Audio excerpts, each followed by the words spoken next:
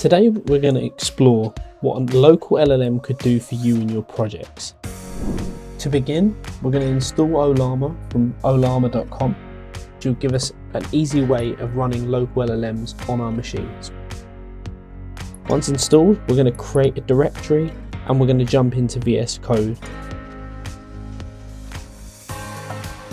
Okay, we're going to use UV to initialize a new project and get rid of the template file. Then we'll add our SDK for OpenAI, which is compatible with Ollama. Now we're going to create our first file just so we can get up and running and start testing our local LLM.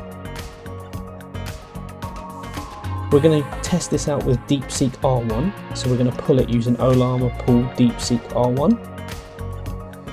Now we've got that model installed, we can start using it in Python. So in our test file, we're going to import the SDK, we're going to set it up to the localhost URL that Ollama exposes. It needs an API key, but it's not actually used. And we're just going to set this up to summarize what a virtual machine is in a single sentence. So this is just a nice test. So we're going to use UV run @py, and as you can see, it's come back with a response of what a virtual machine is. Let's get it to do something a little bit more interesting within the context of a project. So we're going to create a summarization tool, and we're going to add some more packages to our project: requests, BeautifulSoup, Pydantic, and HTML to text. This will give us some power to pull some content in and give them to LLM for summarization. We're going to pull in the imports for all of the packages we just described, set up the SDK and define the URL for hack and use. We've got a model that will describe all the articles that we're going to use, a response model because we're going to use structured responses so we can parse the response from the LLM properly. We're going to define a simple rule just to go through the headlines and scrape the content from each article in hack and use.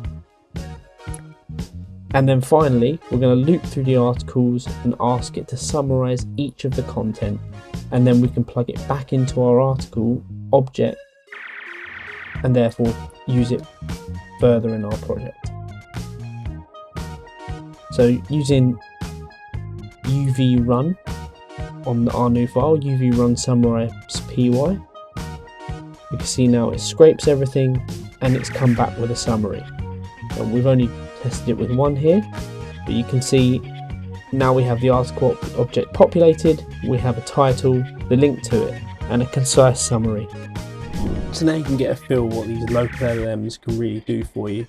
They're actually incredibly handy for smaller projects, especially summarization, sentiment analysis, or even like spelling and grammar checks.